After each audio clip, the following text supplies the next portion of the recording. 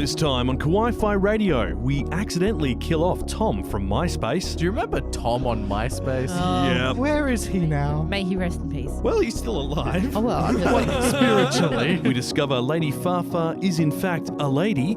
Goodness, I just put it together. I thought it was Laddie. Lady Fafa. Lad Fafa Bible. And we talk about Japanese comedy. Apparently, Western humor translates incredibly poorly the other way into Japanese as well. This is an anthropology podcast now. It definitely is. Hey, look. It's over 9,000! NANI? Configure the language logic interface for Japanese. Kawaii-Fi. Kawaii-Fi. Kawaii-Fi.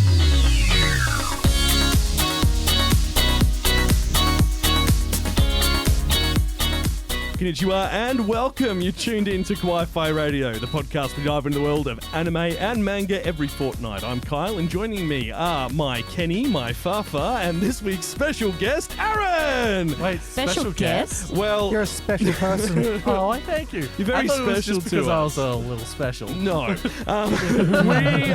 We were meant to have a good friend, Japan Man, joining us, Christian. Unfortunately, he had a few things crop up, and it just meant that we couldn't actually fit him in this week. But we will be getting him hopefully next episode instead. But there's something big we need to talk about. How big? Because it's about the size of Tokyo. Yeah. Oh, Really? That's Yeah. condensed it like down into an alley? Into an alley, yeah. We've got a live show next weekend, and that is at Tokyo Alley. It is a convention here in Perth, WA, that celebrates Baby everything convention. about Japan and its culture here in Alley-sized Australia. convention. Yeah, that makes sense. So it's got artists, it's got retailers, it's got people from around Australia who really enjoy doing stuff that's related to Japan. Yeah, with Tokyo Alley, it's more about promoting the artists, the fan artists and things like that. So this is really for them. But this is the first time this year that they're actually offering, performances and panels and stuff like that, which is only a one-day event thing, which is very exciting. And this is their 9th year, I think, which... It's Something here, crazy. yeah. Yeah, so Yeah, look, I'll put a link in the episode details about Tokyo Alley so you can go and find out and attend and see us there. Our show's on just after midday, and we're going to be talking all about how anime represents the world. So how the world is showcased via anime. kind of a travel show of Yeah. anime. Bring your Zal passports, Waldo? let's go. Yeah. This isn't Waldo. We are not. Waldo! We are not.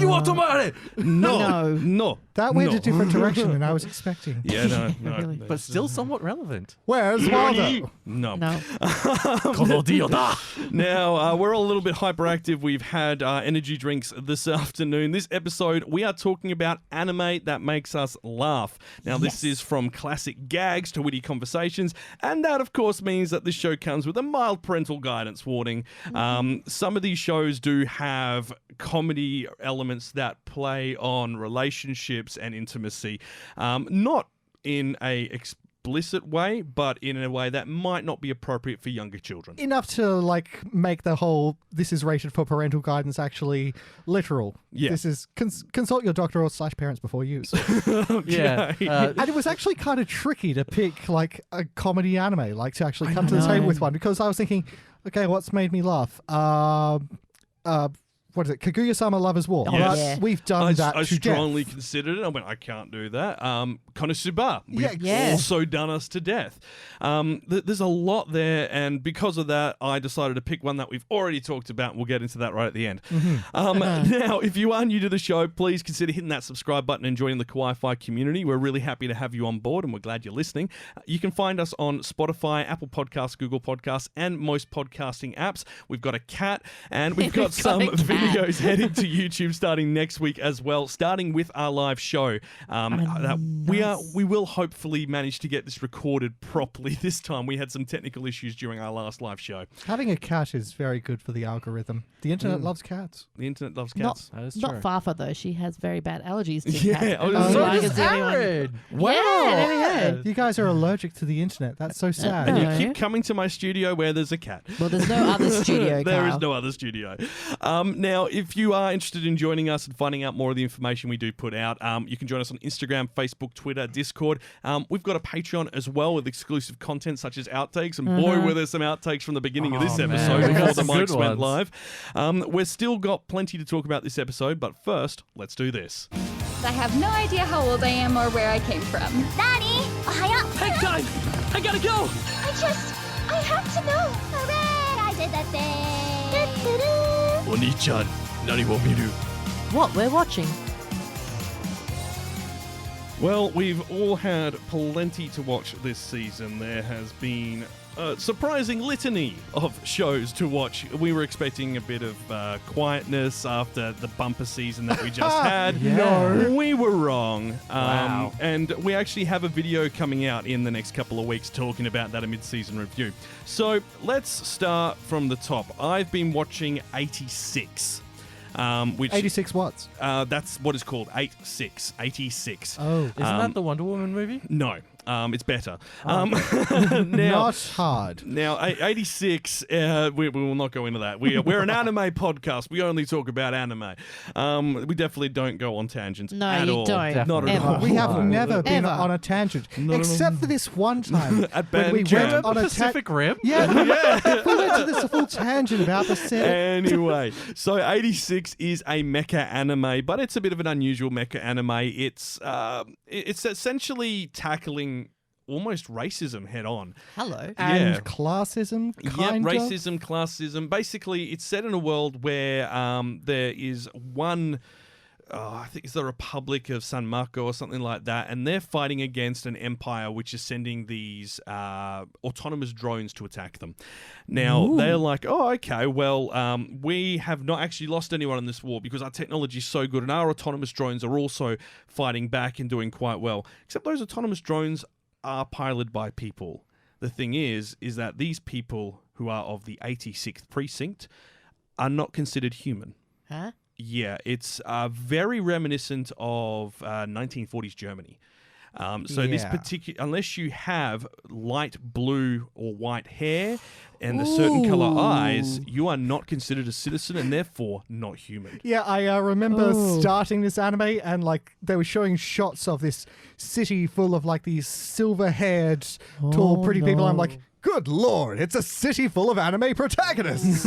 Yeah, pretty much. Now, 86 is really well. It does a really good job of kind of handling this topic, and it's clearly a core theme of the show. It is not going to be to everyone's taste. It deals with war. It deals with death and loss. It deals with a lot of heavy subjects that might be a bit hard for some viewers to watch. And no accounting for subtext either. They have all the subtlety of a service-to-air missile in this. Now, you can watch that. I believe it's on Funimation services at the moment as well, worldwide, but definitely worth checking out if you're interested in that sort of thing. Now, from that to, I guess you could say, the schoolyard. Aaron, what's Tokyo Revengers about? Okay, so Tokyo Revengers, the title threw me off because it sounds like one of those revenge animes, which I don't really get. Kind of sounds like it's got an edge to it. Yeah, but it's got no edge. Huh? It's actually really soft and sweet. What? Yeah. What? Yeah. what? So basically, this guy's lived his entire life where he's a pushover and he's not doing too well. And then he sees on the news that the only girl he ever dated, his girlfriend in middle school, died, and so did her brother. This doesn't sound soft. No. Wait for it. Later that day, on his way home from work, he gets hit by a train. He gets pushed in front of a train. Does he get isekai'd? He has you know how you have those moments before death where your life flashes before your eyes? Yeah. He remembers exactly 12 years ago to the day. This... Except he doesn't remember it. He's reliving it. He's in fact been isekai'd back to the past, Mark. So erased would be a similar story I haven't trope. seen Erased. Oh, wow. Same thing. Same thing. He goes through a moment where he flashes back in time and goes into his body with his current memories as an adult. Yes. Yeah. That's very much the same. Oh, Oh, wow. And he lives it like it was, and then he decides, no, I've had enough of being pushed around, and he stands up to people, and then there's a certain trigger that happens, and he goes back to the future, and things have changed. That's exactly like That's a race. exactly what And happens he with the finds Rams. out what that trigger is, and he finds he can go back and forth willingly. And so he's trying to 12 save. There's years a ago difference, okay. exactly. He's trying to save his girlfriend from ages ago. Oh, that's really sweet. And he gets involved with all these gangs because that's what he was back in the day. He was a delinquent. So he's getting involved in these gangs, and he's doing better than he did before because before he was in the servant role. And now Very he's climbing butterfly the effect, ladder. isn't it? Yeah. Yeah. And he's trying to figure out all these triggers that have caused these things in the future, and he's trying to prevent them. See, now I didn't realize it was a time travel plot No. twist. Now, here's the thing. I saw this, and you might remember when we were looking at the season ahead, I went, oh, this might be really good. And then I saw the art style and what they were talking about in the trailer, and I just went, oh, this isn't going to be good. And I said the same thing as well. I was like, The art style isn't exactly like A1. Yeah, but that's fine. Like, as But long as the story is the good. story That's is it. what It's amazing. absolutely makes it. Yeah, Exactly. Because you Like- have a look at trailer 1 and 2 that came out for it. It doesn't address anything to do with that. It just suggests it's kids in schools joining gangs. And that's very misleading. It's very misleading. The title didn't take me. I didn't watch any of the trailers initially. I saw a lot of people online going, this is great. And I was like, all right, I'll give it a taste. And I love it. So Yeah. it's the one you look forward to every week? Yes, it's the one that I'm always like, yes, give me more. Fair enough. Well, I believe Tokyo Revengers is on Funimation as well, last Yes. check, which is good. Now, Fafa. yes. You went and found some pretty boys. I went and found Pretty Boy Detective Club. Trust We're you. right here. Wait, we are? But I look like a potato with hair. Yes, but potatoes.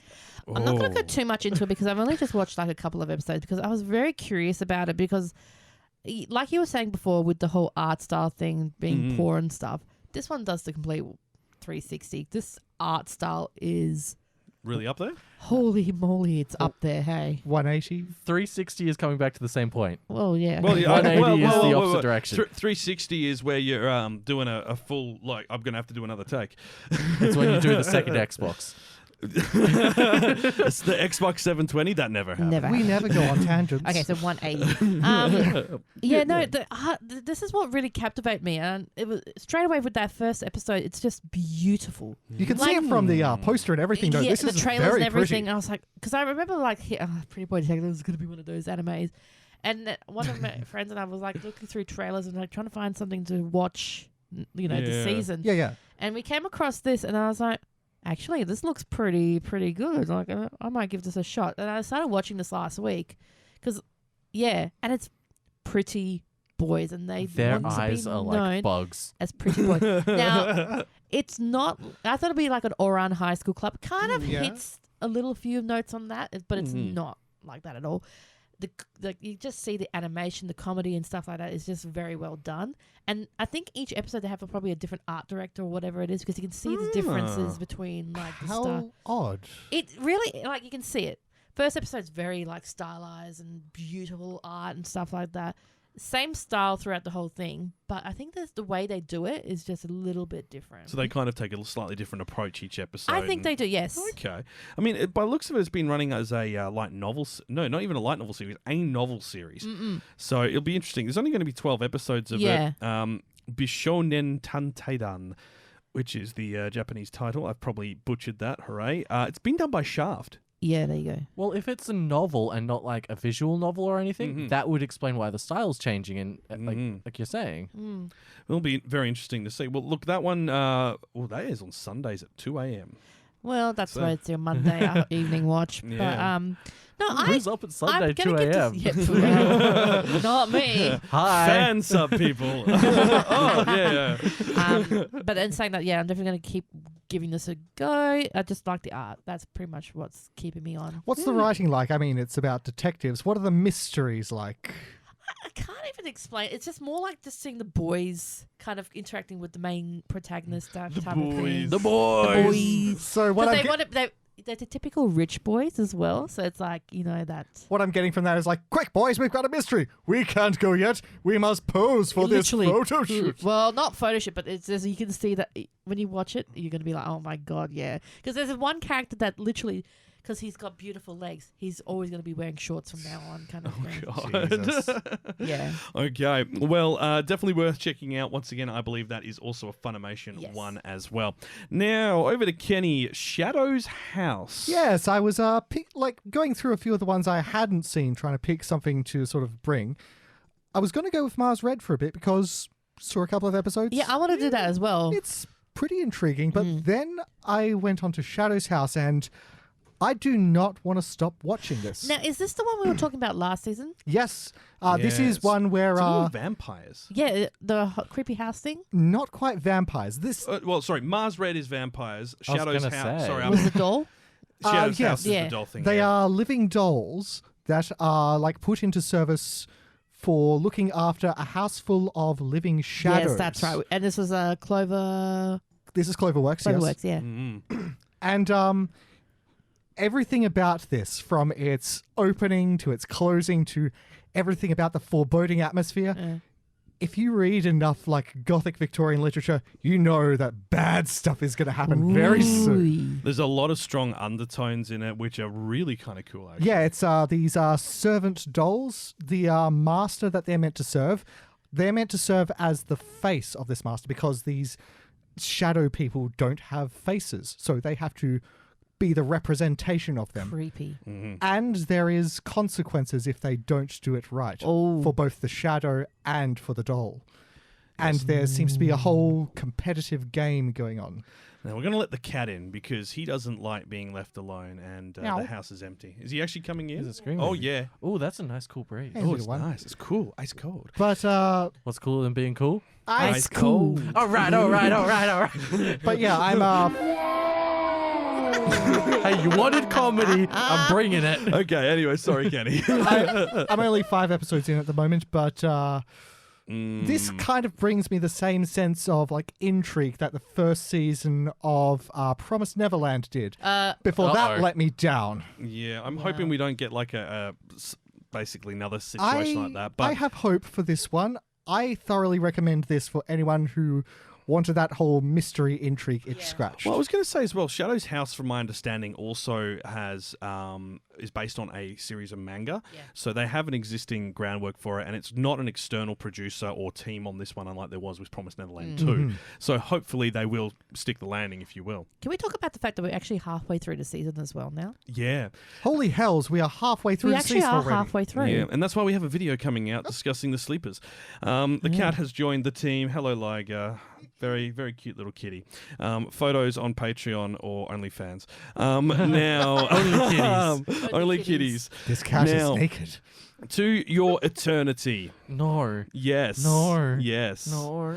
Yes. Now, we're just going to briefly touch on this. If you're not watching To Your Eternity, watch it. Well, I'm not because It's very emotional. It's very full on, but it's incredibly well written. It's so well written. It's just, you can't stop watching. It hurts Like- you, but you love it at Especially the same time. that first episode.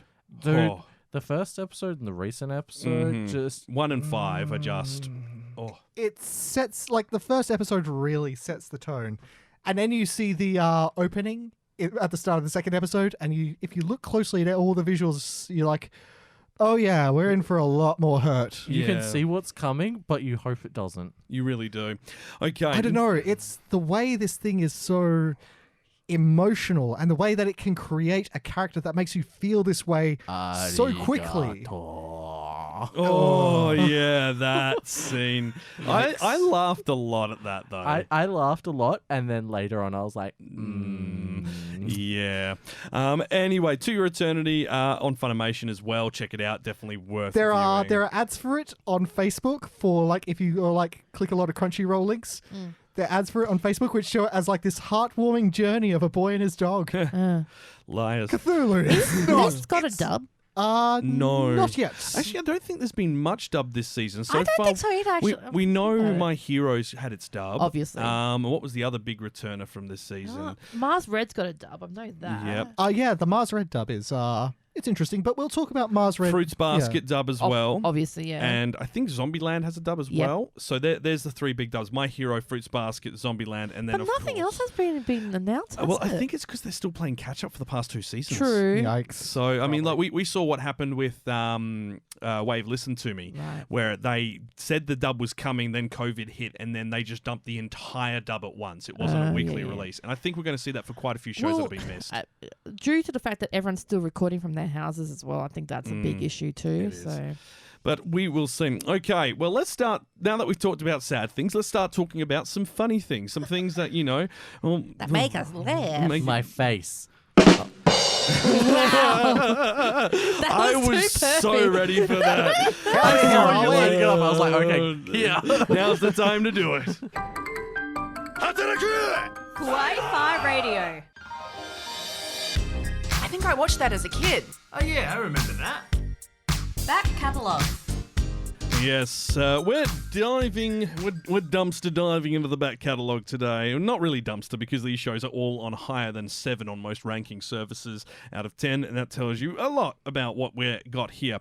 So we're going to start straight off with Lady Farfar's pick for comedy, and it is Yuri. Yes. Happy Go Lily.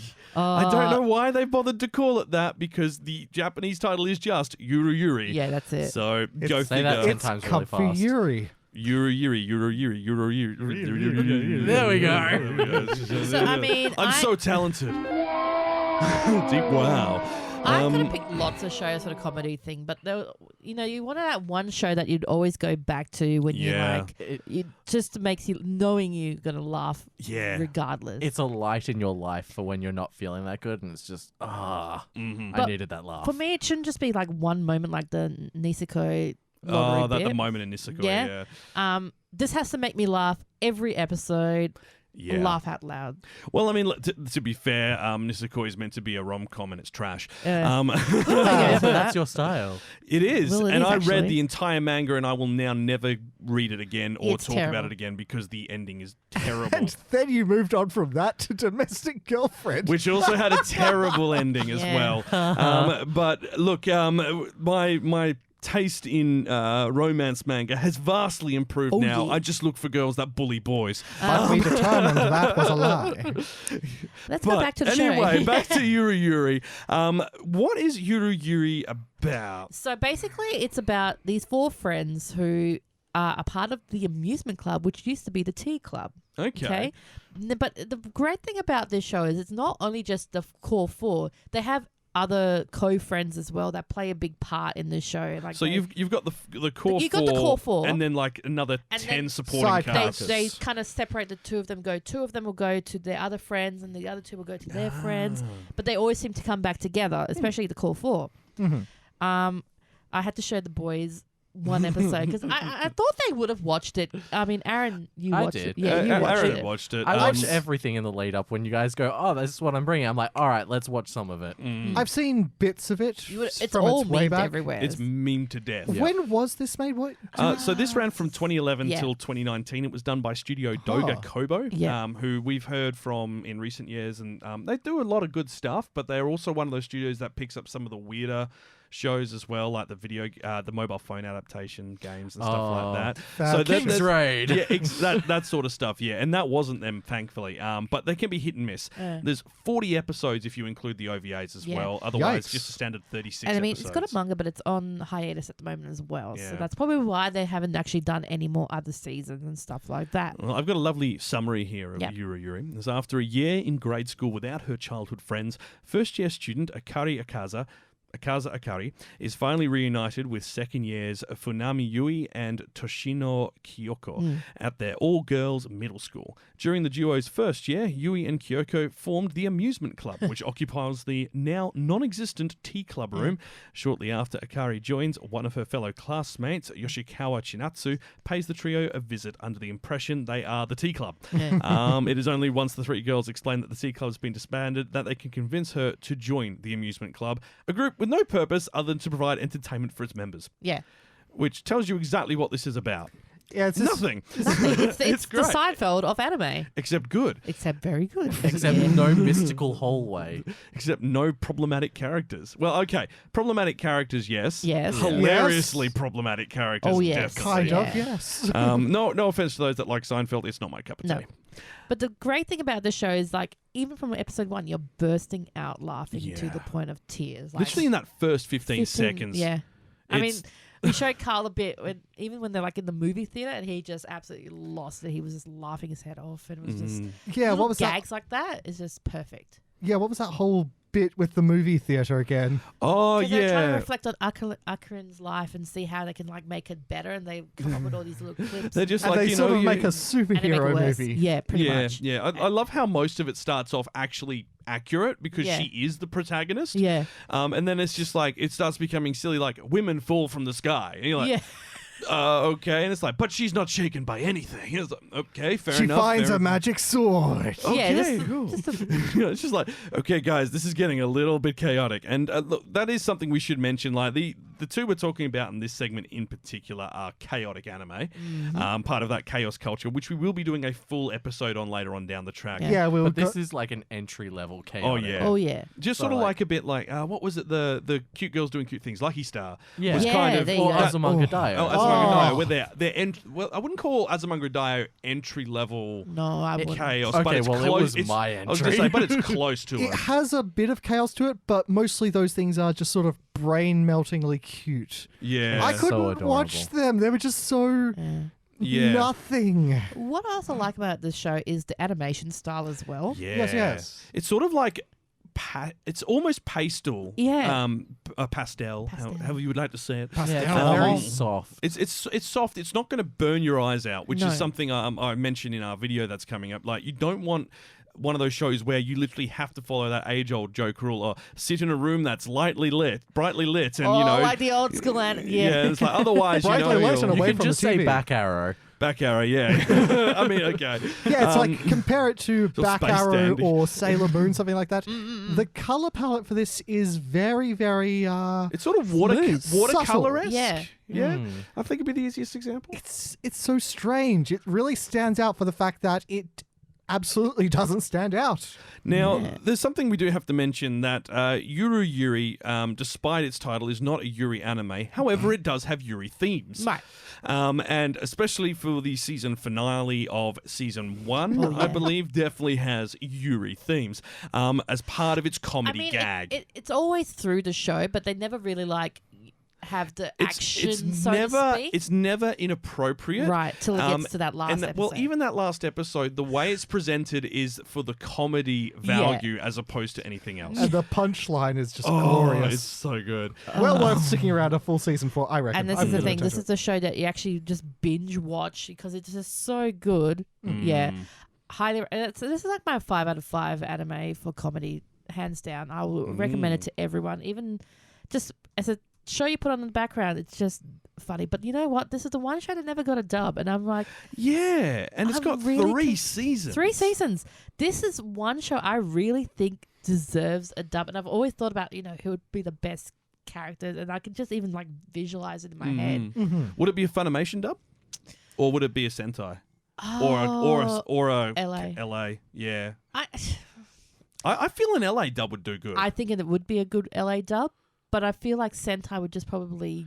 Oh, well, Sentai would just bring in all the LA actors they wanted. Yeah, That's Pretty the good much. thing about them. Do well, you look- reckon if they did a dub, like the girl who walks in to join the tea club, she'd be like, "Oh, what's the tea, sis?" No. I think they'd stick because see the content material. I'm like ignoring that. The content material itself is pretty funny, Oh, it is. and you don't really have to change too much from it. That's what I like about the show. And the other thing as well is that, as you mentioned, like let's be honest, the Japanese used in anime is not always very good. No. But this one seems to do quite a good job. Like the jokes land well by the sounds of it for both adults and children, which is always a good start. Yeah, and I could I'm not the best person that speaks Japanese, but I could understand quite clearly what the dialogue. What the dying dog was. But I highly recommend it. It's just that great comedy anime. Now you can catch that on Funimation services. So that's Funimation in the US And Crunchyroll, I'm pretty sure. I think Crunchyroll has Yeah. some rights to it as well. Oh, good. And Anime Lab for us, whacking in for Europe. So check it out if you'd like to. Now, the next one, also slightly insane, is Kenny's pick. Can you tell me why? I cannot. You can why. Basically, I picked this because I've seen it everywhere. Everyone else So has have I. seen it everywhere. like, I actually went on to an old forum to, like, talk to people to sort of, like, figure, okay, what is, like, the comedy anime? You went on a forum? Hells Which yeah. forum did you go on? I ain't saying. Oh, no. Oh, no. It went onto my anime list. No, I wouldn't do that. Nichijou, My Ordinary Life. Yes, here's the thing. Everyone has seen this one. Nobody knows the title. It's like someone posted a clip of a school principal suplexing a deer. Yeah. Or And people are like, hey, I know that one. What is girl that? basically going Dr. Octagonopus Bois through a building with a laser through firing her face. a laser through a building Right. because her hand has been bitten by a dog. Okay, but I feel like that might be a very old meme for some of our listeners that they may not get. Well, Perhaps. if you are not aware of Dr. Octagonopus, you should Google that, and you will see it as probably the first YouTube video that pops up. That's internet archaeology. Yep. Yeah. But so, Nichijou, My Ordinary Life. Everything about this is ordinary, from the fact that the main character will constantly shoot a student she doesn't like in the face with no reaction, And varying sizes of guns from handguns to rocket launchers. to the fact that random explosions will happen and just sort of go unnoticed. One of the students rides to school on a goat. He's the oldest son of a farming But that's family. the great thing about this Yeah. show, because It's- it's not ordinary. It's the yeah. opposite. Here's the thing, though. A lot of the like themes and subtext and the stuff they're talking about, they are sort of reminiscent of what high school life would be in your head. Okay. Oh, yeah. Well, I have a question for us all to Yeah. jump onto, which we're going to come back to after we talk about some of the stats on this. I want you all to have a think about if you were a character in this anime, what would be your weird trait? Okay, so put that in your mind for a moment. Now, the studio that did this is none other than Kyoto Animation. It was in 2011. There's 26 episodes, 1 OVA, and 25 mini episodes, each running for 30 seconds. Now, this was originally licensed by Bandai Entertainment for release in the US, but on January 2nd, 2012, it was announced they were leaving North America anime market completely and taking all those unreleased titles with them, including with Nichijou being cancelled. Now, this would remain unlicensed until 2016. So obviously everyone who was watching stuff through fan subbing back then, that was how everyone came to discover it. And then in 2016, Funimation acquired the rights before releasing it in 2017 in a sub-only version. This is one of those shows that Kenny will explain really has that staying power that makes you go, okay, I'll watch. Yeah, there is something just strangely timeless about it, about the sheer randomness of it all. I don't really know how to put it. That's the fun in chaos culture, though. It's timeless. I think that's the whole thing of it. This is, like you said, sort of the entry-level chaos culture.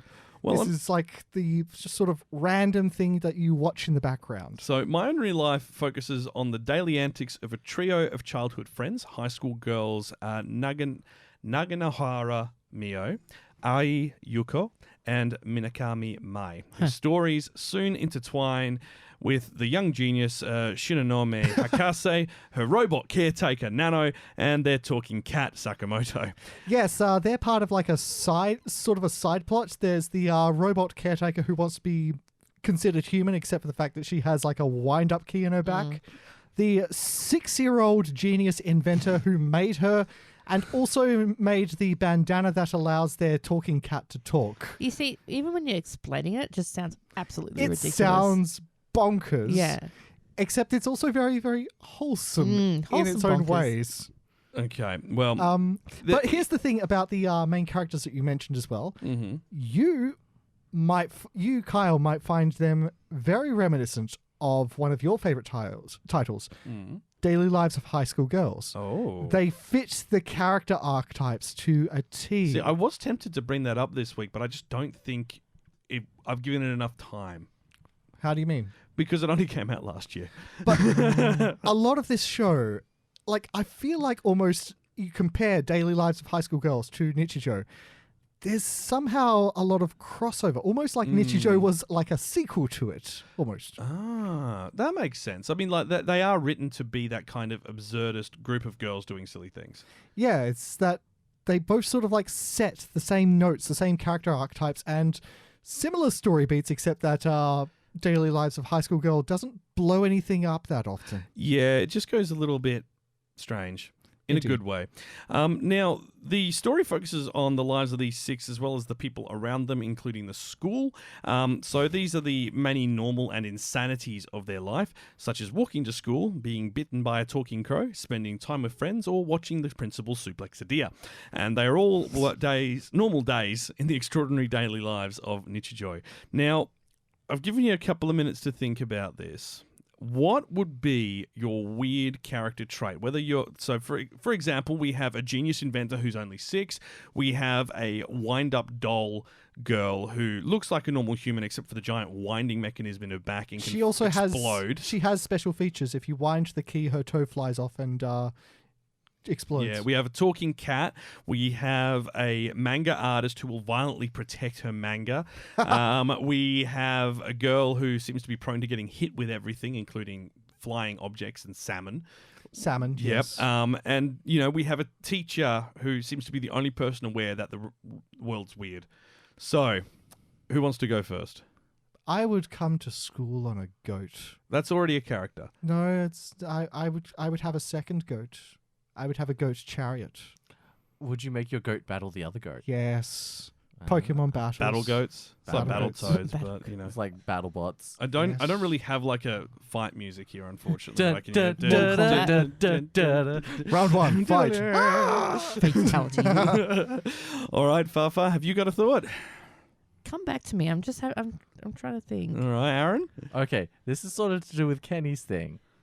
Not a goat. Not a goat. A lizard. But similar to another character, instead of being a wind-up robot, a solar panel robot. Oh. Because I got nothing going on up there. May as well make it a solar panel. Yeah, no, fair that's enough, fine. That's fair fair. All right. Well, I would go as...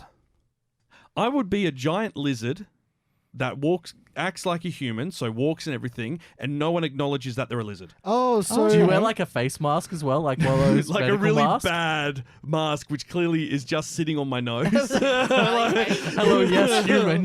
Yellow, yes, I am human, and always talk like, yeah, that, and everyone's fine with it. Hi, yes, I am human. Want then, to go on skateboards? You open your bento box and it's just crawling bugs and you're And they're going, oh, did you make that yourself? Yes. No, yes.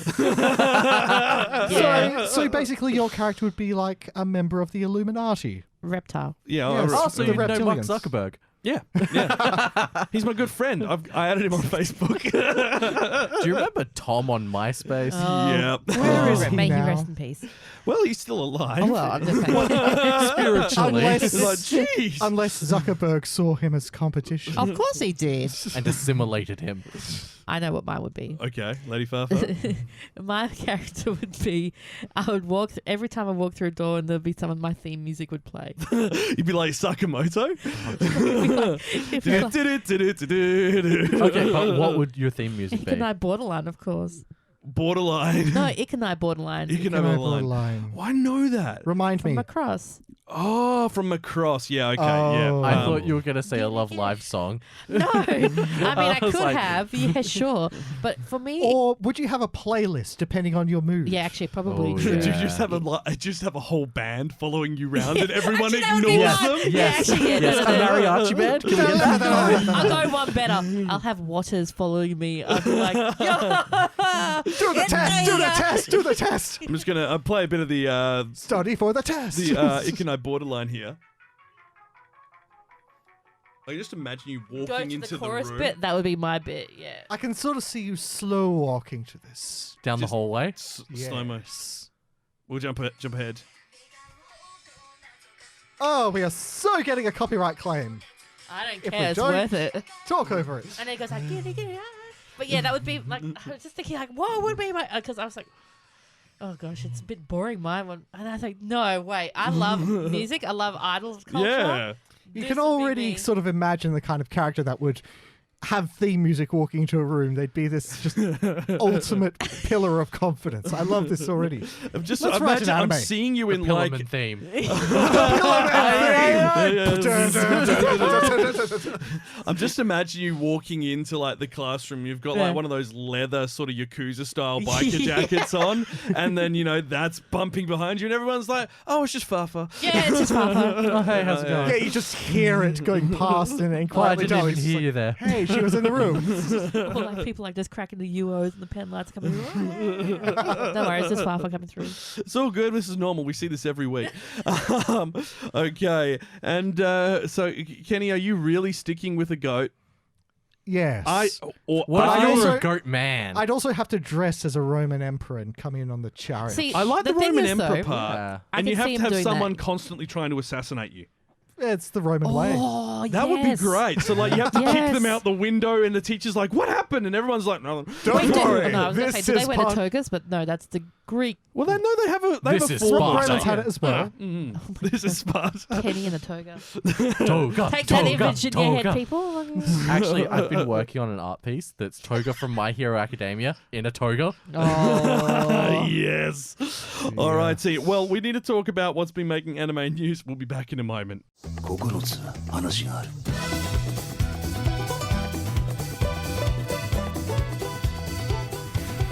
Kawaii-Fi Radio.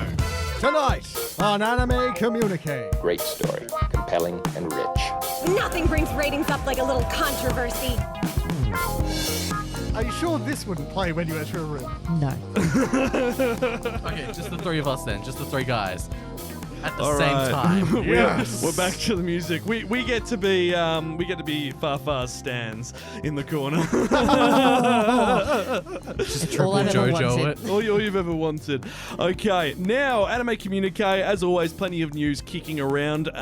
We're going to talk straight away about something I'm passionate about because this is my show, damn it, and I'm going to do it. Komi Okay. Communique. That's your show or this is your show? Both.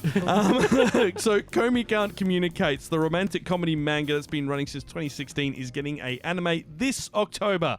And everyone's sitting there going, why is that important? This has over 300 chapters. Whoa.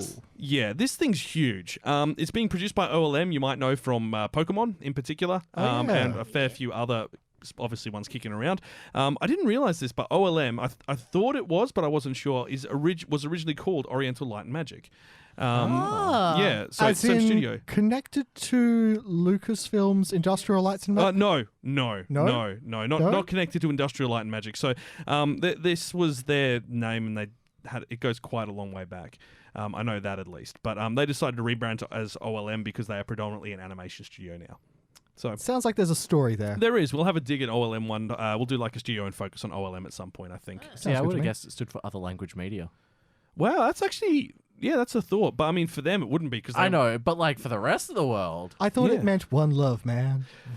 I mean... Goddamn hippie, get out of the studio. Okay. Don't, kids. Anyway, Komi Can't Communicate is this romantic comedy has been running since 2016.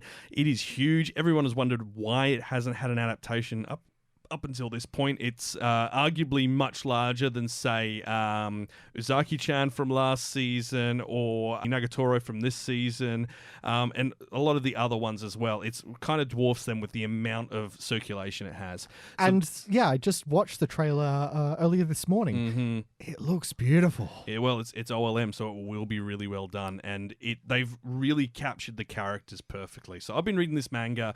It's kind of funny. I started reading the manga about a month ago, maybe 3 weeks, and then literally a couple of weeks later, they announced that it's getting an anime. I'm just like, They know. what should I read next? What else do I want adapted?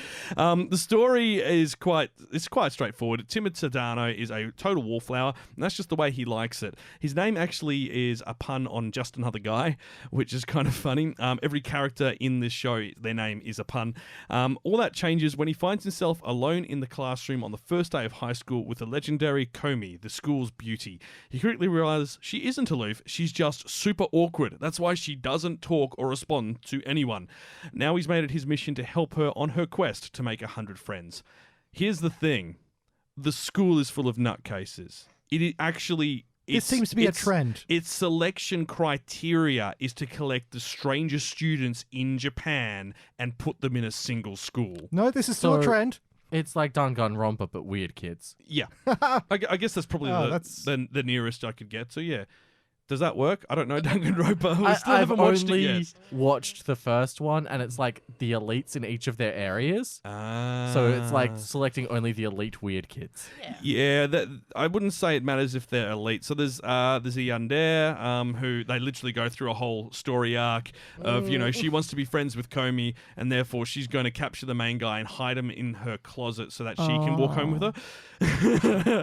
The third main character is a guy / girl / they who dresses as a woman, however identifies as a man and is everyone's childhood friend, and that's why their sort of gender is fluid depending on the type of childhood friend you would like to have had. Understandable. There's this great scene in the manga where one of their old childhood friends, and when I say they're everyone's childhood friend, they're everyone's childhood friend. They've met everyone, and that's the gag. They're like less of a human and more of just an entity of everyone's experiences of childhood friends. Yeah. That is bonkers. It's fantastic. Is this To Your Eternity? No. That's another kettle altogether. And then you've got people who've got stage fright. You've got people with all these other quirks. Every person's name is a pun.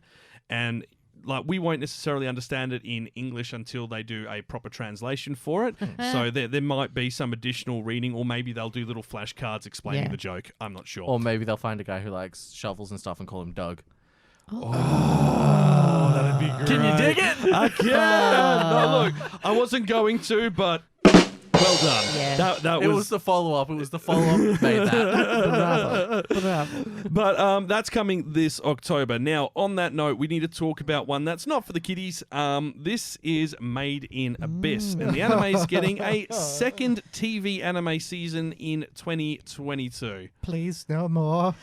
Have you now been watching it? Yeah. Did you watch all of it? Yeah. Have you watched Dawn of the Deep Soul? Not yet. Send it back I to the think we abyss. should do a group viewing for that. Yeah, because I haven't watched that yet, and I know because I read the manga, and I can let you know this next arc is horrible.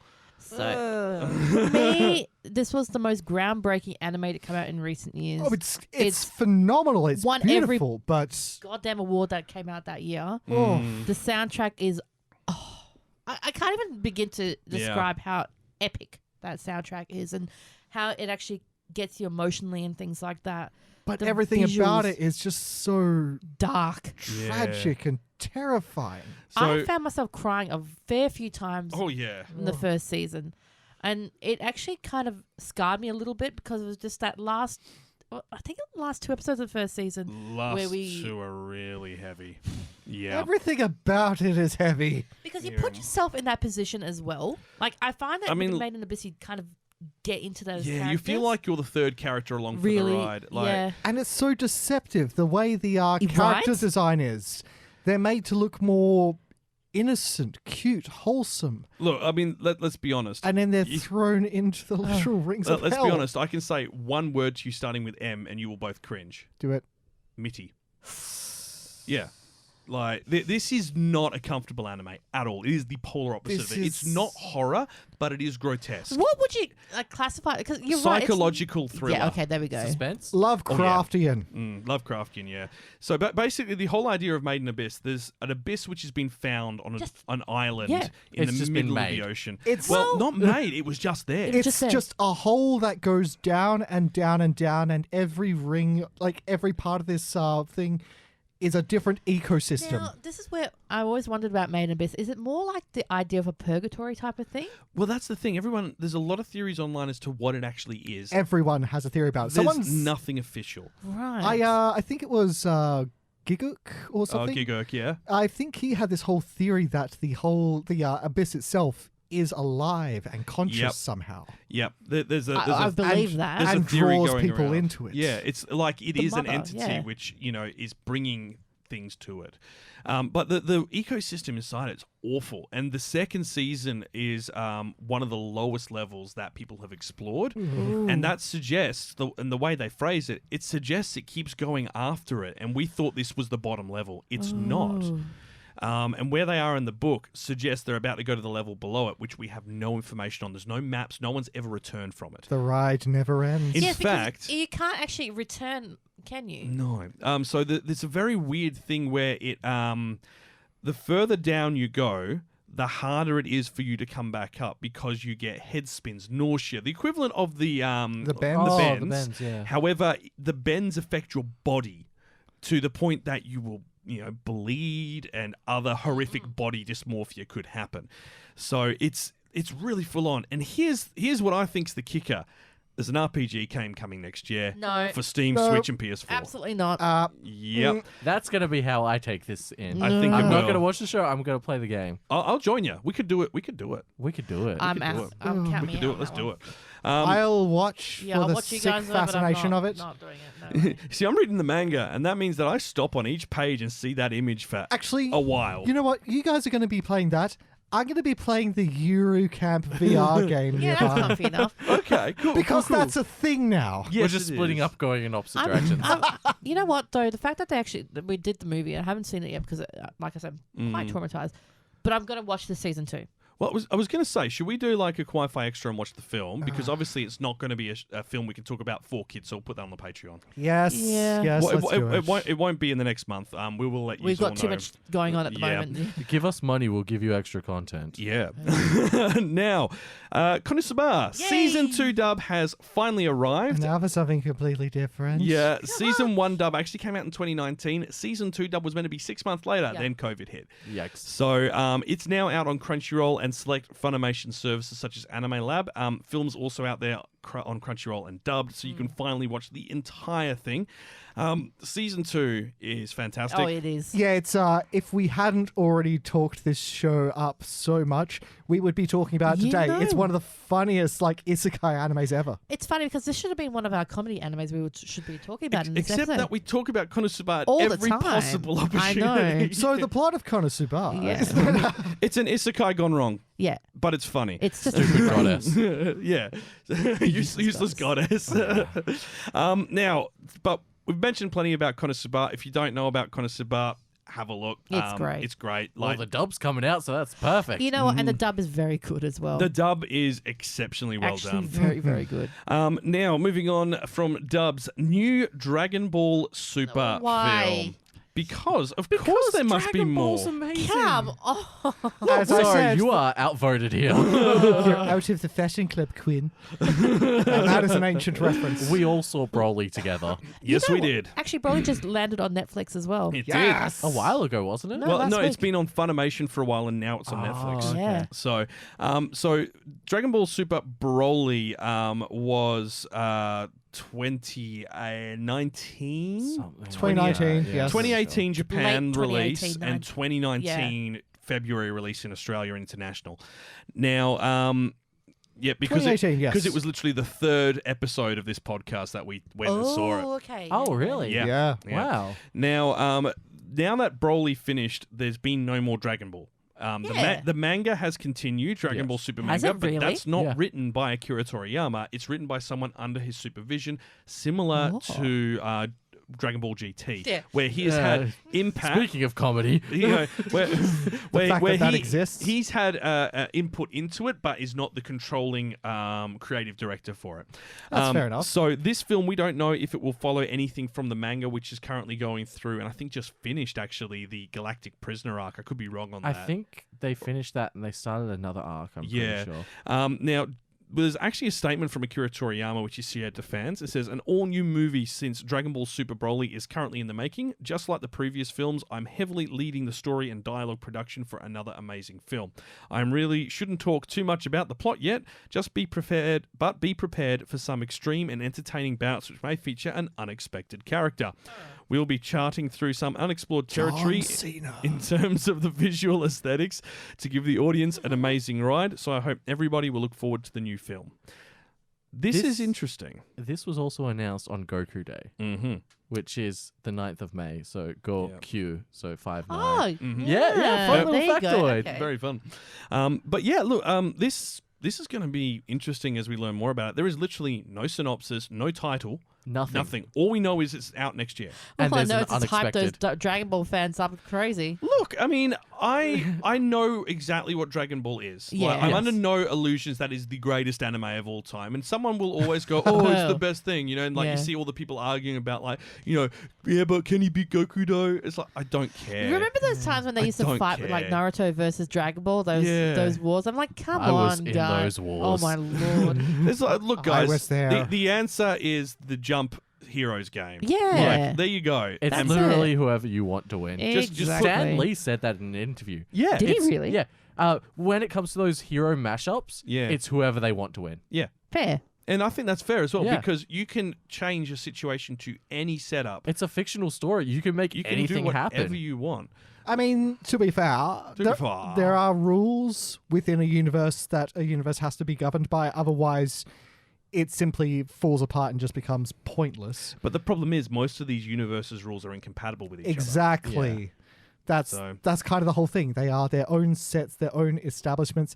Having, this guy fight that guy, it's a fun little thought experiment, a fun game, and a great thing to argue incessantly about. But other. Yeah, it doesn't matter. you got to know when you're being. It always boils down to which point of that character. Yeah. What is the point that makes the difference? Yeah. But Well, I mean- it's which point in their development do you take that character? Yeah. Like, do you just have Naruto from original Naruto fighting Dragon Ball Super, Super Saiyan God, Super Saiyan Goku? Yeah. Or do you Yeah. have 6 stages Goku fighting Kid Goku? 6 stages Naruto fighting Kid Goku. I would like to see Six Age Goku. That'd be That- hilarious. It'd essentially be Super Saiyan Goku. It would be, With yeah. like a couple of floaty balls. Yeah.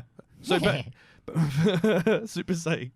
Oh dear. Okay, we've went well off topic as usual. Farfar's just sitting there topic, going, what? "Okay, what are we doing next?" We do need to get on and have a look at some classic shows that are a bit funny. Kawaii-Fi Radio. Oh, it's so bad. It's so good. It's so 80s. Nani? Retro classics. Well, retro classics. Normally we have a cut-off year of 2000 for this, but we're kind of being a little bit more. I guess you could say Generous? flexible on this one because Lenient. Zatch Bell, while it came out in 2003, looks like it belongs in 99. It does. It Comfortably, really does. comfortably does. Like, it could have come out at the same time as Pokemon and Digimon originally. Yeah. And you would have just been like, oh, yeah, that's my another one god! running You've just made alongside me it. realize they qualify for retro classics because they were literally 2099. Yeah. Oh dear. Because the Digimon movie was Digimon 2000. Yeah. And we had Pokemon 2000. Yeah. Well, Pokemon was originally 97 because I remember where I was when I Yeah. first Yes, saw I do it. too. Yeah. Yeah, that's a good point. So, look, Aaron, you picked Zatch Bell. This ran from 2003 to 2006, and it was done by Toei Animation, of all people. 150 episodes. What on earth is Zatch Bell? Okay, so Zatch Bell or Konjiki no Gash Bell is about this war between demons or Momotos, as they're called. Momotos, because they need to give Mimosas? each Momoto unique Shinkai? animal or like creature a name. Okay. So basically, these demons come from the demon realm to Earth, 100 of them, to fight to become the next demon king. And Okay. where the fodder? Okay, so when the demons come to Earth, they bring a book with them. Okay. And the book allows a human to let the demon use their magic abilities. Oh, okay. Because otherwise, the demons can't use any of their abilities. So if you take the book, they're just a human. So the book is like a Pokeball. Almost. Well, the thing is, not anyone can read the book. They have to find their human. Oh, okay. So it's like a tag team situation where Yeah. you need someone who can read the book Who to can help relate you. to you on a soul level. On a soul level. Okay. I've got the summary here, which I think will be interesting. Kiyomaro Takamine, a depressed, don't care about the world guy, was suddenly given a little demon named Gash Bell to take care of. Little does he know that Gash is embroiled in an intense fight to see who's the ruler of the demon world. All the demons have to pick a master on Earth and duke it out with the other demons until only one survives. Needless to say, Kiyomaru becomes Gash's master, and through their many battles, Kiyomaru learns the importance of friendship and courage. He's a bit of an older dude. He's in middle school. Oh, is he? Yeah. How old's Gash's character meant to Gash be? is a demon, so He like- looks like he's 5 years old. Essentially, he's meant to look like he's 5 or 6, which is why when Kodomina gives him the Pocky Box as a toy, he's so excited because he's like, it's a toy! Now, if anyone, any of our listeners have, if you have perhaps watched AMV Hell, you will have seen many clips of Zatch Bell in there. So once you Google it, you go, oh, I know what you mean. Yep. Gotta tell you, the little demon kid character, I haven't been that infuriated at a side character since Index. Okay, but the thing is, he and his master are supposed to be polar opposites so that when they meet in the middle, they make like a balanced character. Because the master's like very depressed, I don't like people, they're all stupider than me. Like, Well, he's in middle school. He's like Light if Light was more of a Emo. bad name. Anyway, so Gash is supposed to be like this overwhelming beacon of sunlight, happiness, innocence, sort of doesn't know anything about the world. And when you get into the show, you find out from the other demons that he was always the weakest. He was always the one at the bottom of the food chain that couldn't do anything when anyone else picked on him. Gotcha. So it's very much that traditional, like, kid-friendly story. yeah, Where they focus on trying to do it. And this is PG rated last time I checked as well. yes, So, it's nice, fun, lighthearted, good. And there are a lot of comedy moments in it because of their dynamic. yeah.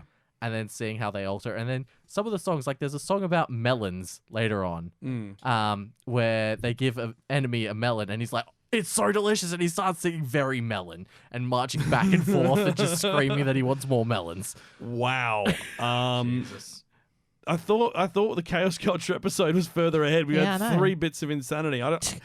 Okay. Well, it's hard to touch on comedy without getting into chaos culture. I think that kind of you have to have both with anime. And, Yeah. Especially with how they've kind of evolved now. Well, because if you just go standard comedy, it's sort of in everything. Like everything has a funny bit here or there. That's definitely, especially Maybe the last 20 translate years. properly as well to us. Well, I mean, That's another I was thing. going to say one of the other things about Japanese comedy is that they had a lot of those sort of traditional, like, straight man, funny man skits, Yeah. where they Yeah. throw their arm out to the side and slap So them. me and go, and Kenny, when I "Oh." make a pun and he beats me with a stick. Yeah, exactly. That's true. Exactly that. Not the stick! Yeah, so they have to be more visual with their comedy, whereas Yeah. with Western comedy, like anime. Well, you say not more anime, visual, but yeah. at least for the Japanese, a lot of the Japanese seem to love puns. But the problem is that they don't translate well to us. No. Because it's to do with the way the language is written and Yeah. the way that those phrases can be interchanged. Well, there was that comedy show last season about the 2 girls in high school that were a comedy duo. Oh, like And that didn't mic end up one? coming very well because we didn't understand it. Like they were trying Yeah. to do Japanese comedy and it didn't translate well. No. Indeed. So with us, a lot of our comedy comes from random spontaneity. Yeah. And so it's hard to separate that from chaos. I actually do remember Chris Broad from Abroad in Japan saying on several of his videos that when he speaks in Japanese, he's not funny. Like, he's not entertaining, and he apparently Western humor translates incredibly poorly the other way into Japanese as well. Oh, wow. It's just apparently because of, the way that their cultures evolved, and I think especially as well, though, like 200 years of isolation as well, where they block themselves from the rest of the world, they've taken on a very different stance to how comedy has evolved there. And, our comedy is based on, as we've mentioned, randomness and silliness. Yeah. Right. But This is an anthropology podcast now. it definitely is. Wait, look, we do talk a lot of smack, but we also do like to talk about, interesting things that have happened. And like sources of things. Yeah. Because then Right. it's both fun and educational in a nice, fun way. Yeah. But anyway, because of that, obviously, we have trouble translating that Yeah. comedy. And I mean, there's other languages which have the same problem if they're not based Every on language, essentially. Latin, 'Cause- basically. Yeah. Pretty much, yes. Yeah. And basically what it just says is that we're weird. Like, Well, We're all weird in our own unique way. And in a very English language way. Yeah. English white bread, milk toast way. But I think because we've been watching anime for so long that we can actually pick up that humor and we understand it. If someone like little. a new person was coming in watching like what we're suggesting, Yeah. they're gonna be like, They're going to be like, What? this is too much, Well, I put it mean, away. like Daily Lives of High School Girls is a prime example. Yeah. It's fast paced. The statements are similarly puns or, Right. gags like that. And references to And like references. past animes Yeah. or tropes in Yeah, yeah, anime. yeah. And then you've got the same sort of thing with Wave Listen to Me. Wave Listen to Me is actually incredibly funny if you know what they're talking about. Right. And so there's a whole line on, I think it's like the third or second episode, where she's brought into the radio station and she feels like she's been kind of, convinced to go in because she's going to lose her job and she needs to do something. She's got nowhere to live. They're going to provide her somewhere. And she starts talking about a book which was massive in Japan and used by many literature students to study English, which is a story about a man who blackmails a woman into basically falling in love with him. And she goes, it's like this all over again. And it's like, in that context, it's hilarious. Yeah. But if you've not read that book, you have no idea what she's going on about. Right. So they love to be quite witty. And I think that's kind of, what makes Japanese comedy really funny. But with the wittiness, the best thing about anime is when they can have that visual comedy. Like the visual comedy is a lot of it. Yeah, It I was is. just thinking, like, with 90s Sailor Moon, you'd have that really like slap, real physical comedy. And that's why I think Crystal kind of failed in aspect because they didn't have that. That's a good point. Yeah, because it did miss out on some of the the silliness and all that. It just stayed serious for the whole time. And why Full Metal? Sailor Moon isn't serious. Well, okay, we didn't get into it originally because of the its seriousness. source material is serious. Yeah. The animation included moments of happiness and And you silliness needed to that. provide that levity. Otherwise, it's just full on the whole way. Prime example: Full Metal Panic. Oh, I thought we were going into Full Metal Alchemist. I got excited. We will go to Full Metal Alchemist and that in a moment. But Full Metal Panic is a mecha series, and if you watch the series as it's been animated, the anime, season 1 is full on serious, and season 2 has all of the in-between stuff from the manga, all the comedy bits that are normally part of the show. And part of the story, because you have silly story arcs where the guys goes to try and get access to the dojo and just keeps beating the 3 guys in charge of the dojo in ways that are not appropriate for a fight, such as shooting them with gas rounds or shooting them with rubber bullets or tossing a live grenade to them and then hitting him in the, punching him in the groin to prevent him from doing anything. Just, underhanded, silly things that in the main story would feel out of place. Yeah.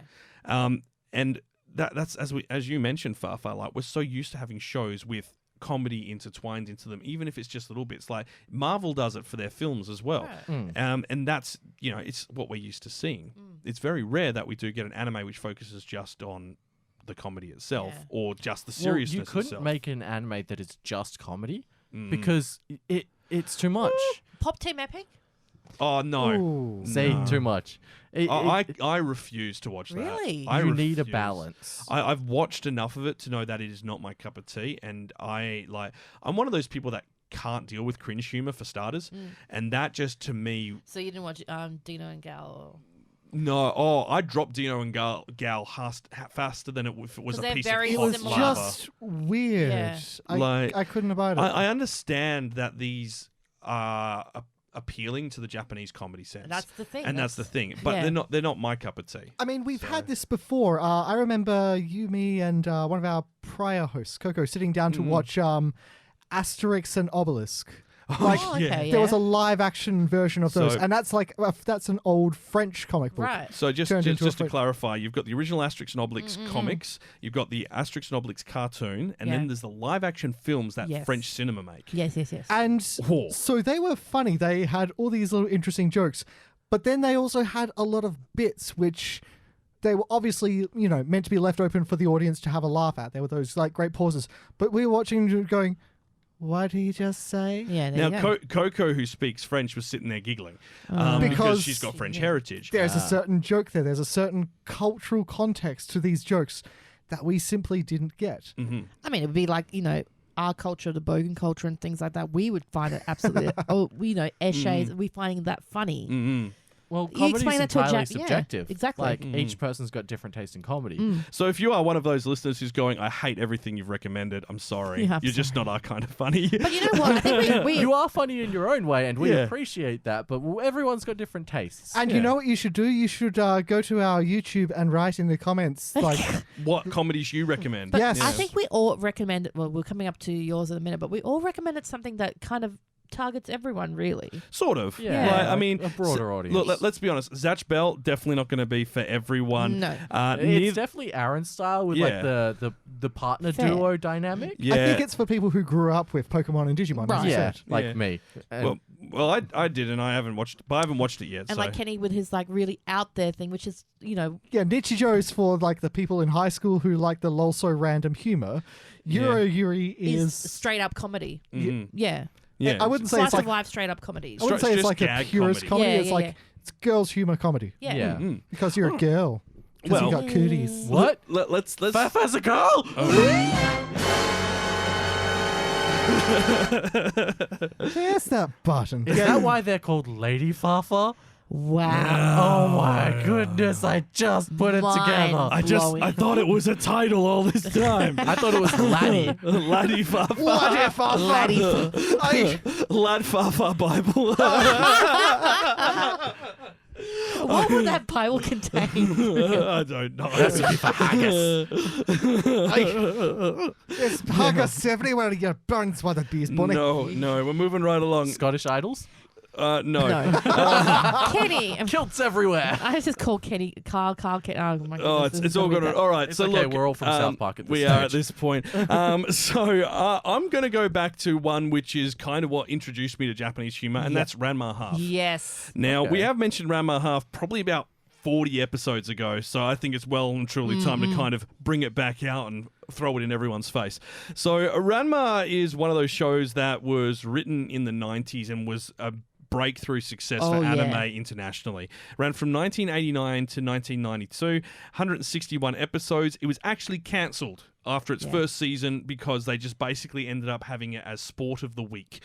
And that broke, and the Yeah, kind creator of like the manga went... Monster of the Week formula. So So the- like Sailor Moon did it quite well, but Didn't they come out at the same time though? They did. they did. The problem... I think that was kind of the problem of Well, it. the problem is that the first season was targeted at the shoujo audience, but it didn't connect with them. Whereas once they brought the second season out, it did. Yep. because and they changed up the formula. They did. Well, they actually did. they stuck to the actual story. Who would have thought? But if you haven't heard of Ranma Half, it's quite simple. Ranma Saotome is a top-class martial artist and prodigy of the Saotome Anything Goes School of Martial Arts. That includes the ramen delivery martial arts and several other strange ones that they've come up with. What about Fist of the Nose Hair? Exactly. He can probably try it. While training in China, he and his father made a terrible fate when they accidentally fall into a cursed springs, and I have the wonderful dubbed audio for this scene. Ranma and I were voyaging across the ocean to China. We journeyed for many days and many nights. It was in China's Mount Quanjing region in the Bayankala Range, Qinghai province, that we finally found what we were looking for. Here, sirs, we come to famous training ground of Cursed Springs, Jusenkyo. Are you prepared, Ranma? Man, this place ain't near as bad as I thought it'd be. Ooh, sirs, you are very strange ones, no? Ooh, this place is very dangerous. Ooh, nobody use it now, cause more than 100 spring here, and each one have own tragedy happen there. Ranma, follow me! Right behind you! Hey, sirs, what are you doing? Ooh, I have not finished my tragic story. You can't go there. I won't go easy on you, Ranma!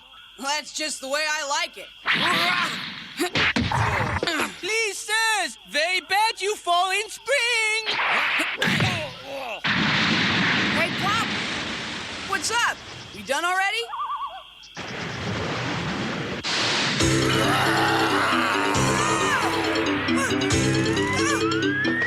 What the hell is that? That one, Shanwao Nichuan, Spring of Drowned Panda. Very tragic story of panda who drowned 2,000 years ago. The legends say whoever fall in spring take body of panda. Hey, buddy, you never said anything about that to us.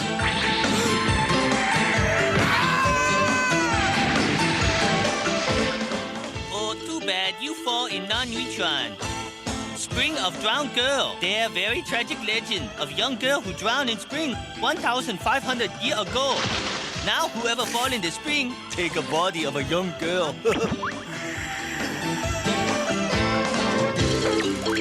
Ah! You see, now you young girl.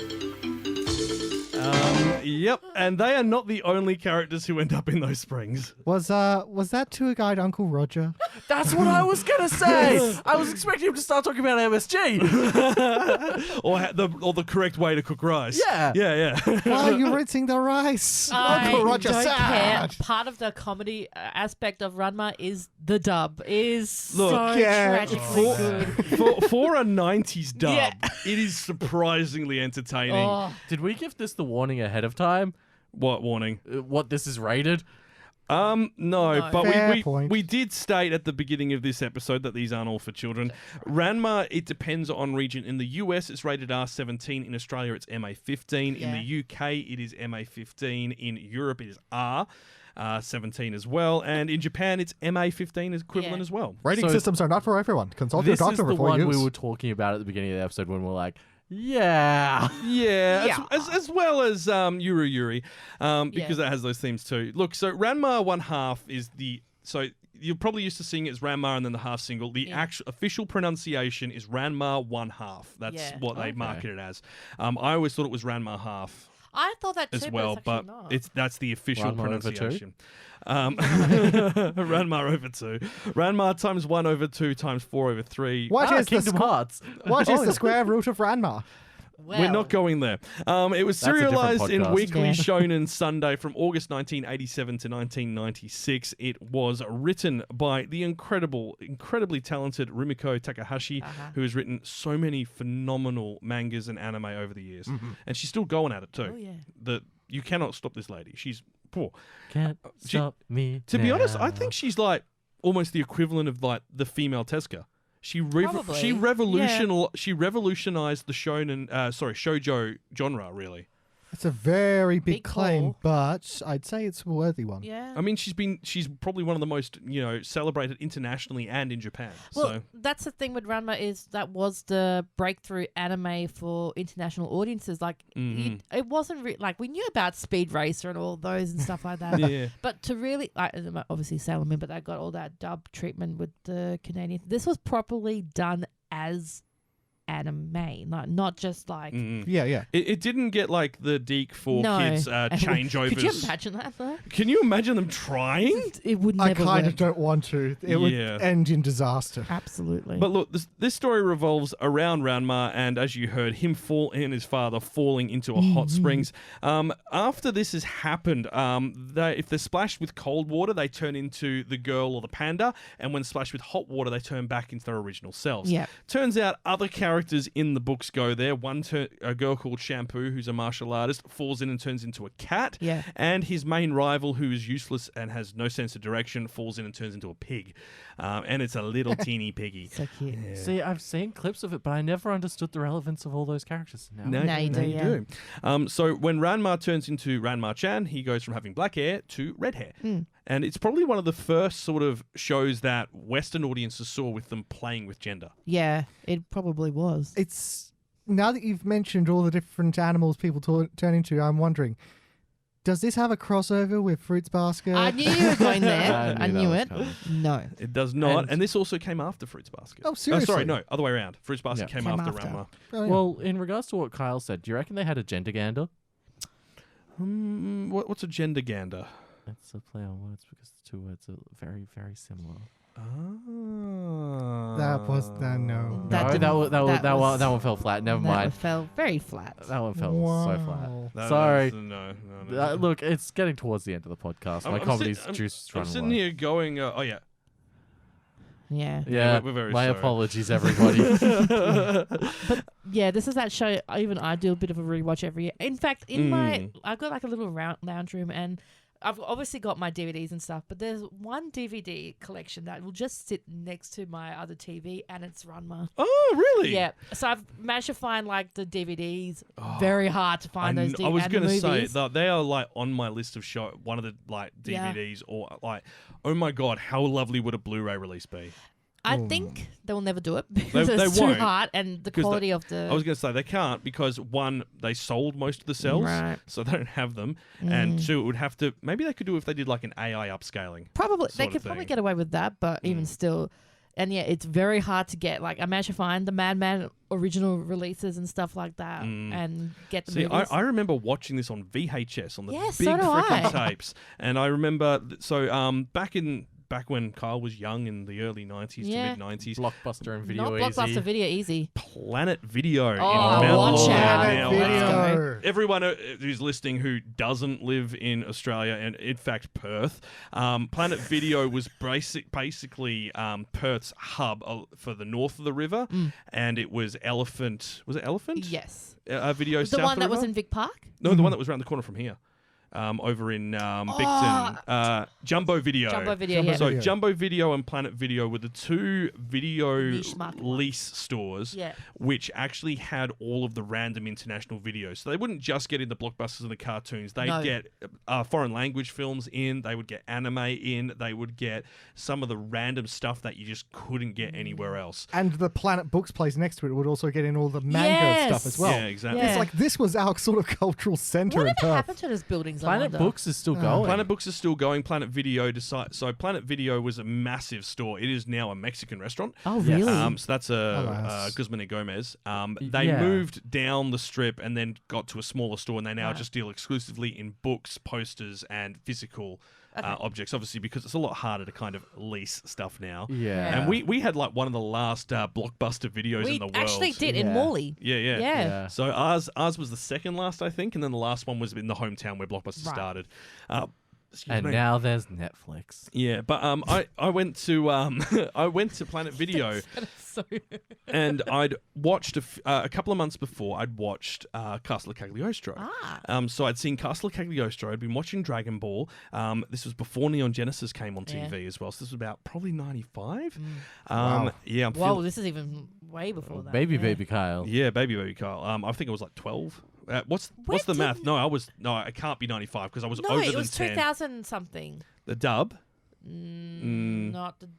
What? Yeah, it would have been the dub. 2001, perhaps? Maybe 97, 98. What, for Ranma? Ranma's dub. Let me have a look. I'll just double check. Because I remember the my year. cousin owning the dub. And so Viz Media licensed both anime series in 1993 because you've got Ranma half, Ranma 1 half, the original series, and then they actually came up with a different name for the second series to Ranma's set it second apart. half? Ranma 1 half Netohen. Yeah. I can't remember what that means. My brain's gone off. But anyway, Viz licensed that in 1993, and when they did license it, that English dub has been, since listed as one of the funniest dubs of the 90s, which is great. It was recorded by the Ocean Group in Vancouver, British Columbia, and they released the series on VHS from their own Viz Video label and on DVDs in a few years later. They actually re-released it in 2007, but it was being released throughout the 90s. Yeah. So, I went and I got it, and it wasn't even one of the main Ranma series. It was the specials, because at the time, can you imagine back in the early 90s trying to get a 25 episode season on a VHS? It was 3 episodes. Yeah. That's all you got. Yeah. So it was just a set of OVAs. I remember it was the Christmas OVA, and I remember there was another episode. And one specialized episode that would always have on it. Yeah, I remember that. Yeah, and look, that got me on the train. I went, what on earth is this? Yeah.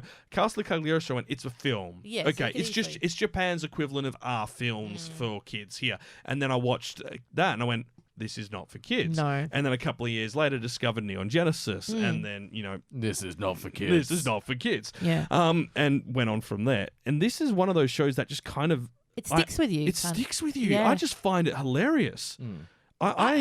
Yeah. Because it's not very in your face, but at the same time, it's like, it's a comfort comedy, you can always go back to. Yeah. It very reflective of its time of the 90s, very late 80s. Especially with the way it plays with gender. Yeah. And I think partially to the dub as well. It does that. But I love it. Like I said, I will watch it. Like we talk about it all the time, a few of my friends and I.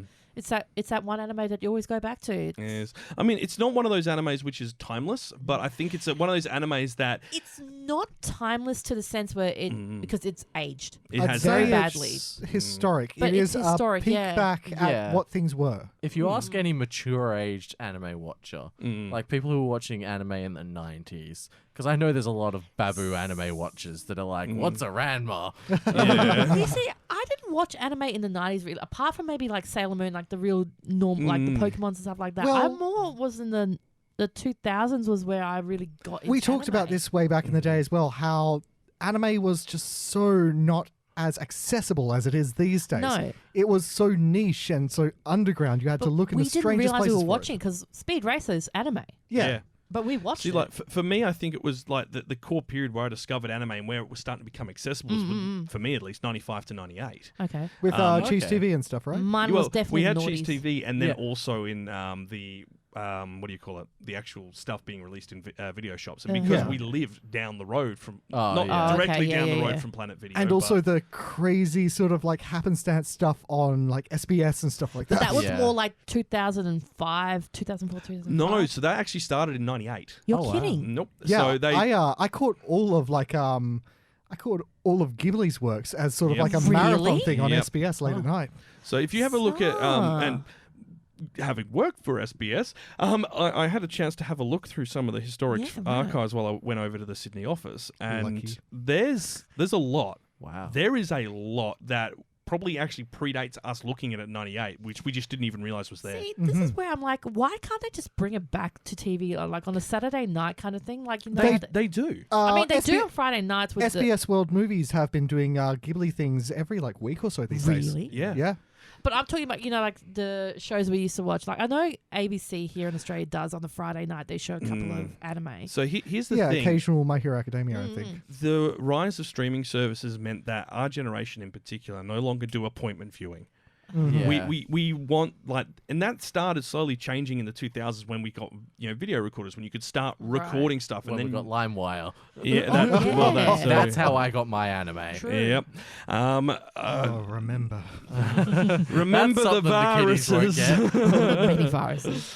But it was at least for us, we grew up in that period where you had that appointment viewing. We've gone through that transition with, the introduction to the internet and learning about it, because, let's be honest, we're all millennials here. Yeah. So we went through that transition, and we now don't do appointment viewing, unlike our parents and those who are 10 years older than us who still do. Yeah, they're very much in their routines of, 6 p.m. is when the news is on, so 6 p.m. is when I'm settled, I've got my dinner, and I'm watching the news. Right. If you have a look now, like ABC still have their anime on that night, but they put it on iView, their digital platform, so you can still watch it for 3 to 4 weeks afterwards. Yeah. And the same sort of thing with SBS, because they know that appointment viewing is dead in the upcoming generations.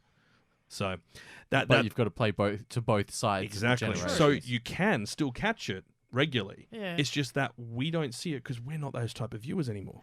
I know, but it's a weird comfort thing. If it was on there, I'd be definitely down to be watching. I remember we got Foxtel in the 2000s. Yes. And then I can't... Toonami? Yeah, yes. Well, we had the Toonami block, but then I can't remember what channel it was, and still to this day, I can't find Which them. one? There was a string of 4 sci-fi films, anime, that I think it was like Fox 8 or someone like that, decided that they were going to do a non-stop anime marathon for Wasn't a that month. Fox Kids? No, it wasn't on Fox Kids because Cartoon Network? No, it Cartoon wasn't. Network had Toonami. So here's the thing: it wasn't on the cartoon channels. They set up, so they had this channel which they just decided, hey, we're just going to do anime non-stop. Was that 111 Hits? I have no idea. Look, that sounds very familiar to what they sort of did? Yeah. Okay, I might have a look at that then. Because what they basically did was they did a full month non-stop. Yeah. It was during the school holidays of anime, and it had a lot of R-rated and M15 stuff that we didn't get. It wasn't marathoning of like No, a but it just show. had those episodes. No, films. Like 2-hour films. And I just remember there was this trilogy or quadrilogy of films that was a sci-fi anime, probably produced in the 80s or early 90s, with a guy who he starts off as a police officer, and the final film ends with him on an alien moon covered in ice. And it sounds really familiar. I know, right? Tenchi Muyo? No, it's not Tenchi Muyo. I've mentioned this to a lot of people.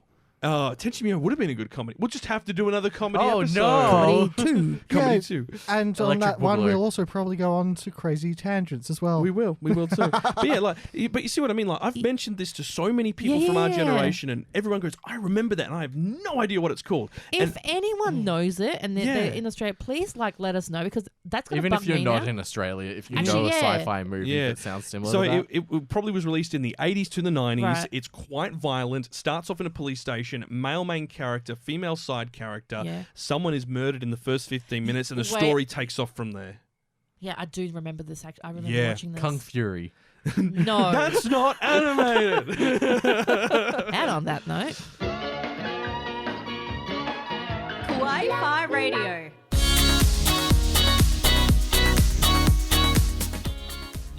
Well, that is where we need to leave things for this episode. Thank you so much for joining us. Next episode, off the back of our live show, we're going to talk about travel anime. whip out those passports. We're going on an adventure. Now, we're looking at anime that explores our world, showcases some amazing places, or just Japan itself. Hey. So yes, a certain camping show will be making an appearance in this discussion. And you gotta wonder, is this gonna be a JoJo reference? It might very well be Probably. a JoJo. Will Lupin be brought up again? We shall see. We shall see. We're looping back to that one again. Will we Back to talk that one again. Oh no! You wanted comedy! He This gave is us comedy.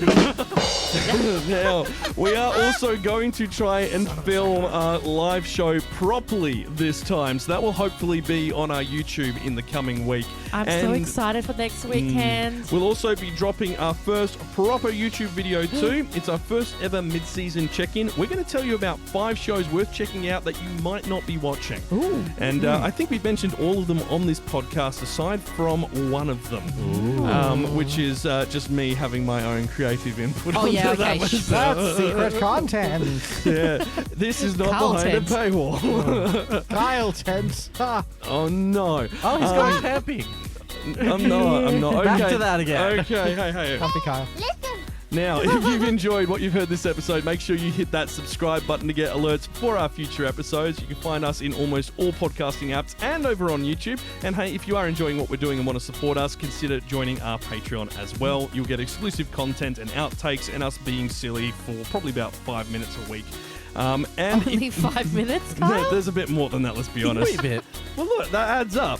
It adds up. We've got over 50 episodes. There's a lot there to gather from. So you want to sample some of that? Give us some dollary doos. Push some algorithm-specific buttons. Yeah. Yens, if you Now, will. if you want to be part of the Kawaii-Fi community, you don't have to spend a dime. You can find us on Facebook, Instagram, and Twitter. I was going to say Facegram. I don't know What is a Facegram? Well, it's sort of like a amalgamation Facebook. of Instagram and Facebook. Well, they are both owned by Facebook, you so it go. doesn't matter. It's how you measure what's on top of your head, by the facegram. Could you imagine if Kawaii-Fi had a TikTok? Nah, we're not going to go to TikTok. I have too many things to look after already. We will be sharing breaking anime news, memes, videos, and so on our channel, so do check it out. And there is, of course, a Discord as well. Yes. And that's everything I need to tell you about. No, we need to tell you about what the peak comedy moment in anime, and that's from Full Metal Alchemist. Go look up Scar's real name. Yes. Now, if this is from the original Fullmetal Alchemist, and it is fan dubbed, I believe. I thought it was proper. No, this. No way. Yep, 90% sure. that is proper dub. Wait. Is that's because it has been a long time And I since believe I that watched. is also Proper dub. Brotherhood. Yeah. Yep. No. Yes. Yeah. No. We will assess and share it in the notes here. You've been listening to Kawaii-Fi Radio. Thank you so much for joining us, and until next time, watch some anime! Who wants pancakes?